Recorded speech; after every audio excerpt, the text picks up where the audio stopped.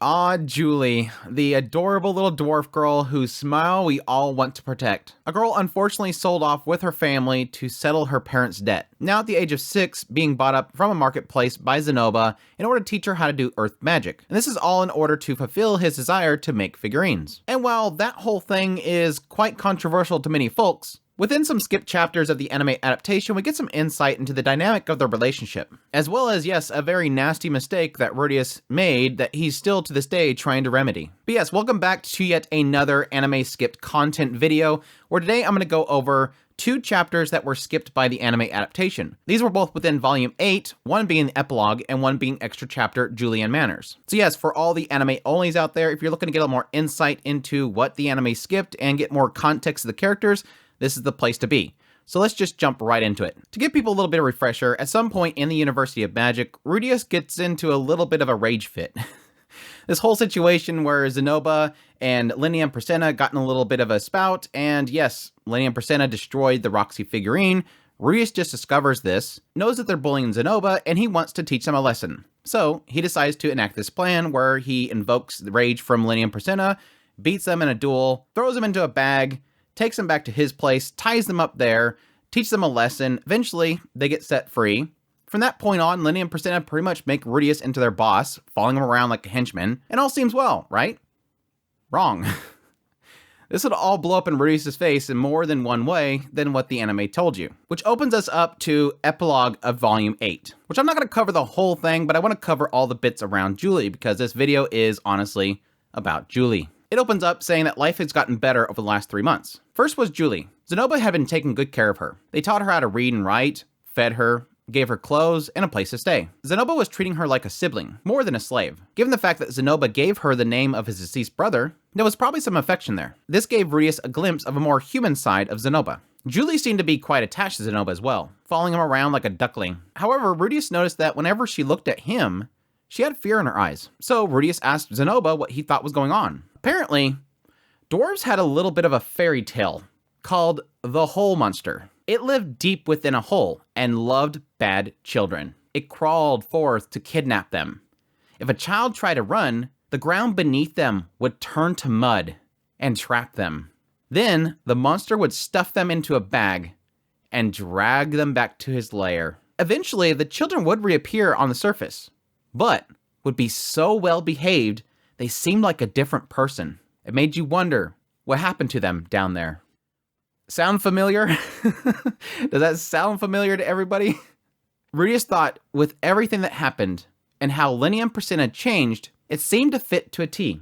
Bad children, Linnea and Presena. They tried to run and the ground beneath them sunk. Quagmire being used on Presena. They threw them in the bags, just like the monster. Brought them back to his lair, Rudeus's room. And then suddenly when they come back out of the lair, they're nice. They're not doing bad things anymore. Linnea and Presena have shaped up. Yes, this is why Julie is terrified of Rudeus. Knowing this, Rudeus decided to act cautious around Julie and compliment her. But he didn't want to treat her like a pet. And that pretty much covers everything in the epilogue chapter regarding Julie. So let's jump to extra chapter Juliette and Manners. Easily the cutest chapter ever. And I knew the moment I read it, the anime wasn't going to cover it because it's so a side story. It is such a side chapter. Like, it has no real significance to the major plot lines. Even though for me, this sheds so much light into the relationship that Zanoba and Rudeus have with Julie. This shows sort of a family thing, and the sides of it where it's really about Rudeus trying to raise Julie to be a proper person, not a slave. It was noon on an ordinary day, as Zanoba, Julie, and Rudeus were eating outside the cafeteria. We drew a bit of attention as we sat there, in our slightly uncomfortable chairs made of earth magic. But eating out in the sun had become something of a trend of late. Others had begun to follow our example and doing the same. Particularly those who dine on the first floor of the cafeteria. That crowd also tended to be a little bit more ill-mannered, throwing aside their cutlery just to shovel food in their faces with their hands. Not that Zanoba or I cared, but Julie might start imitating them if she kept observing their dang it, just as I thought. I caught her trying to eat bacon by picking it up with her hand. I moved frantically to correct her. Hey, make sure you use your fork. As I said that, her whole body trembled as she dropped the bacon back on her plate. Zanoba shrugged. Master, it's not that bad. Shouldn't you just let her eat? But it's bad manners if you use your hands to eat. But in Sharon, We sometimes eat our food with our hands, but you generally are using silverware, right? It's essential that we teach her that from the start. I looked at Julie again and noticed that she was avoiding the carrots at the edge of her plate. Unlike the carrots in my previous life, these were rather difficult to eat. With their strong vegetable smell and bitter taste. Even so, make sure to eat your carrots too, I told her. Master, it's just carrots. I don't see the problem. Well, I do. Zanoba frowned and turned sullen, his lips pursing. Are you saying that just because she's a slave? I would understand if your reasoning was that, as a slave, she should eat everything that's given to her. But was it not you, Master, who decided we shouldn't treat her like a slave? That has nothing to do with this. It's, how should I explain this? If we give in whenever there's something that she doesn't want to do, then she won't put in the effort when it comes to a situation where she has to do something that she doesn't like. But I have enough money that we never need to worry about not having enough food to eat. I might understand if we were very poor, but that's not the case, is it? Rudeus looked at Julie, who was staring down her carrots like a grade school student who was forced to stay after lunch. Her expression seemed to say that she was being unjustifiably punished. Well, maybe I was being a bit too harsh. When I was an adventurer, I'd encounter plenty of people who ate with their hands. It was even part of the culture in some tribes in the Demon Continent. I deflated slightly as I recalled that. Maybe I was just being hung up on the customs of my previous life, and using that to justify being unreasonable. There were cultures in my old world that ate with their hands. Food items like crabs, potato chips, hot dogs, and stuff. Maybe I was overthinking this. Zanoba continued. If you insist that she must learn, then I will caution her as well. But considering that it's irrelevant to figurine creation, I prefer not to. Rudeus thought to himself, I still felt like it might be setting a good example. But then again, there was a high likelihood that she'd be leading a life where it didn't matter. People didn't care about table manners of craftsmen. As Zanoba's employee, she'd be doing business with the royal family. But if her employer, Zanoba, said that she had no need for them, who dare say otherwise? What's wrong? Elise came up to us. She just finished lunch, judging by the fleck of sauce on her lips. We were just discussing Julie's table manners, like how it's not good to eat with your hands, and not good to be picky with your food. Aha!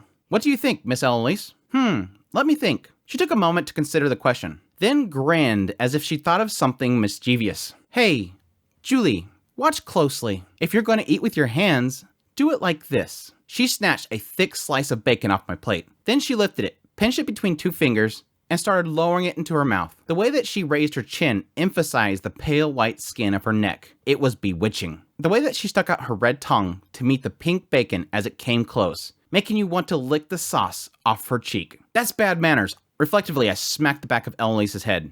Ah! The recoil caused her to drop the bacon. It arched through the air, flapping as it headed to the ground. But a shadow dashed by and grabbed it just before it landed. Phew, that was close. It was Priscilla.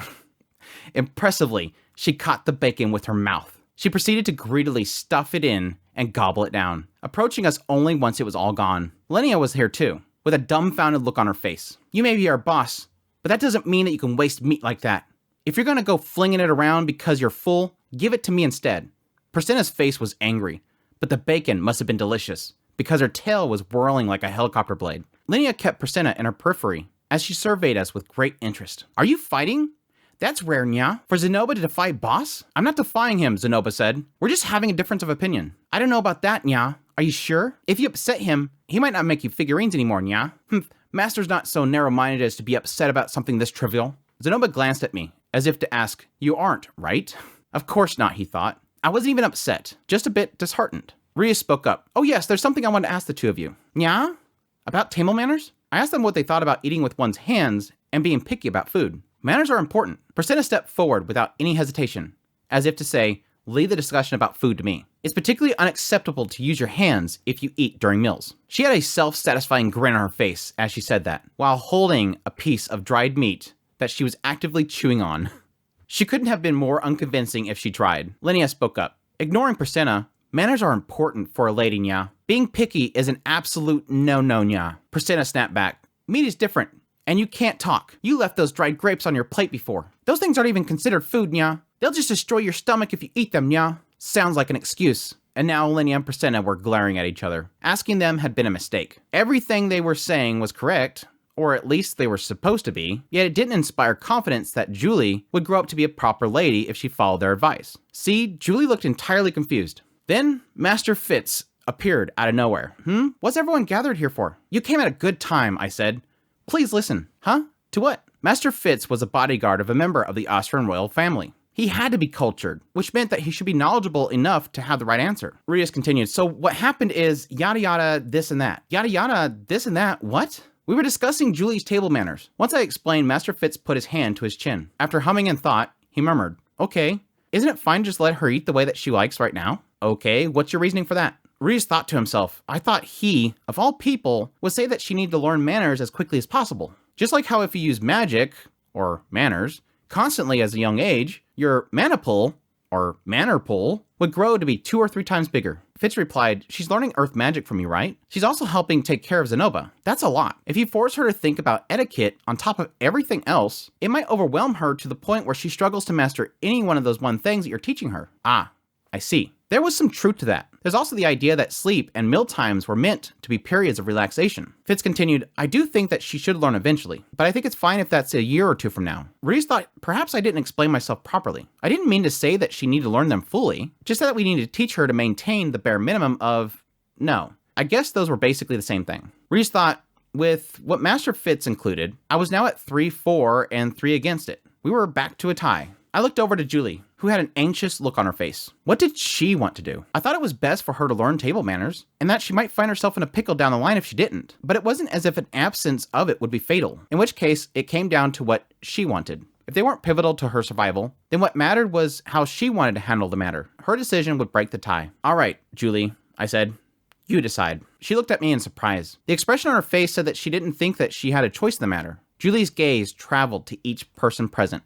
Zanoba, Elise, Linnea, Priscilla, Master Fitz, and then settled back on me, looking frightened. I won't be mad whatever you decide, so choose however you like. Oh, okay. Even as I said that, I found myself thinking, maybe I screwed up. After all, thinking about it logically, she'd avoided the carrots because she didn't want to eat them. Leaving the matter of table utensils aside, if someone told you you didn't have to eat the thing you didn't like, then of course you wouldn't eat it. But oh well. Julie grabbed her fork in her fist, as if she'd made up her mind. She stabbed it into the carrots and stuffed them all in her mouth at the same time. She pinched her eyes shut as she chewed, and after making a noise that indicated that she might throw up, swallowed them with tears in her eyes. Gulp, gulp, pwah. She chugged her water, gasped, and thumped her cup back down. Then she looked at me with an accomplished expression, as if to say, there, how was that? Are you satisfied? You ate them all. Very good. I'm so proud. I was momentarily taken aback, but still praised her and patted her on the head. You did well. Excellent. A splendid show. Now she won't be scared when she has to do it next time, yeah? That was brave. Aw, I'm glad. Everyone seemed to be equally dumbfounded at first, but the compliments soon came pouring forth, almost as if Julie had summoned them from us. Yeah, Julie smiled as she was showered in praise. It was the first time that I'd seen her smiling so proudly and boastfully, and it made me glad. It might be a trivial matter, but she faced down something she didn't like, conquered it, and gained confidence. I felt as happy as if it was my own accomplishment. Rudeus spoke up. Then, starting tomorrow, I'll start teaching you some table manners. Yes, please, Grandmaster. I had no idea if teaching table manners to a slave was the right move. But as I watched her nod, an earnest look on her face, I did know that she had done the correct thing by facing her fears head on. And that is extra chapter, Juliette and Manners. It's a very quick and very cute little chapter. Just like, again, seeing all of them sitting at the table, Rudeus really trying to push this idea on him. Because, yeah, Rudeus is technically struggling with a lot of things. And the idea of, okay, yes, by the societal standards, Julie is a slave. But, again, Rudeus and Zanoba aren't treating her as such. They could have had her branded with a magic circle, branded her as that. But they didn't want that. Rudeus did not like that, and Zanoba agreed. And yes, Zanoba is pretty much giving her the name of his brother, his deceased brother, the one that he unfortunately, by not knowing his own strength when he was younger, killed his younger brother. So there's like a little bit of a siblingness there that he's creating in Julie, but they're doing a lot of things with her that a society would not normally do. They don't teach slaves these kind of things. They don't teach them reading and writing and all this kind of stuff. They're giving her a proper education and living and food and a place to stay and letting her eat at their table. She is pretty much a pupil. She's a sibling, basically. But Rudeus is still kind of struggling with things like, okay, what is the norms in this world? Should I teach her table manners? Would most people not care that she has table manners? Well, she's a craftsman. Why would you teach a craftsman how to eat properly at a table? It's not like she's going to sit at a noble's table and need to know manners. She's always going to be sitting at a side table. She's always going to be sitting behind the building eating or whatever. But Rudeus is kind of caught in the normalities of his previous life. Well, yeah, she's a kid. You're going to bring her to the table. You're going to teach her manners, all these kind of things. Because again, she's not what society is deeming her to be. She is his pupil. She is like a little sister, and he wants to take care of her and teach her proper. And Zanoba's kind of there in the idea that he's not necessarily going against Rudeus. He just doesn't understand what Rudeus is saying. It doesn't make sense that you're correcting her here. Why would you need her to have table manners? To Zanoba, he doesn't understand how Rudeus is thinking. Not that Zanoba wants to not teach her, he just doesn't understand what he's doing. But yeah, there's also an adorable picture of her being super happy, and it just, it warms my heart. Julie is just absolutely precious, and I love how the novel really portrays her in just being kind of this adorable thing that's right there, they're trying to take care of at the same time.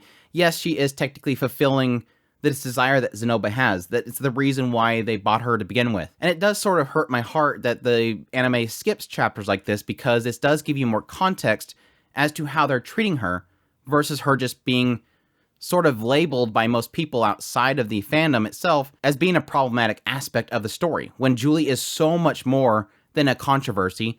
Julie is Julie, and she's a fantastic character. Additionally, yes, it breaks my heart, the whole thing about the whole monster, but at the same time, it was a massive kick when I first read that. But yes, it does sort of technically still come to play, even at the point in which the anime has been adapted. Even at the point that the anime is at, Rudeus does every now and then have these moments where Julie is afraid of him. She's constantly afraid of him. And yes, it is partly because Rudeus kind of blew up with the whole Roxy thing, but the majority of that fear that she has for him is around the idea of the whole monster. This is something that dwarves are kind of told. This is a fairy tale back there. And she kind of sees Rudeus as that because he played out the entire scenario. So there's constantly moments where he goes to pat her on the head for doing something good or whatever, and she tenses up. She's fearful of him. She's afraid of him. And so it gives that context as to why she's that way. Now, granted, the anime is probably just never going to have her be tensed up, but yes, in the novel, every time he goes to praise her, every time he goes to turn to her, she's a little bit fearful. She has that hesitancy there. And it's something, like I said, that he's still kind of working on. But anyhow, that's a pretty quick video, hopefully. I hope you guys enjoyed this little quick video. As usual, every Sunday, I'm going to try to make videos like this where we go over skipped content that the anime adaptation has skipped through. Still have quite a few ones to go through. Honestly, this is one that I forgot about, and when I thought about it, I'm like, holy crap, that's right. I still got to go over that chapter. And I was really excited to actually go through it because, like I said, this was really one of those chapters that put a big smile on my face. Just all these options given to Julie, and she's just like, I'm going to try it. She just gives it her all and jumps in there. But anyways, hope you guys enjoy this video. As always, if you did, make sure that like button down below. Comment, let me know what you thought of Julie. Do you love Julie? Do you want to protect Julie's smile? Let me know. Additionally, if you're new to the channel, make sure that subscribe button's got my content. I do news reviews, first impressions, top list. If it's anime, it's pretty much here. Additionally, I do skip content videos every single Sunday for Mushoku Tensei. And if you're a fan of the novel series, every Monday I do Mushoku Monday, where I'm currently reading through the novel series. Additionally, if you like this content and you want to support more, I have a Patreon link, tips link, super thanks, membership button down below. Greatly appreciate everybody does, and y'all take care.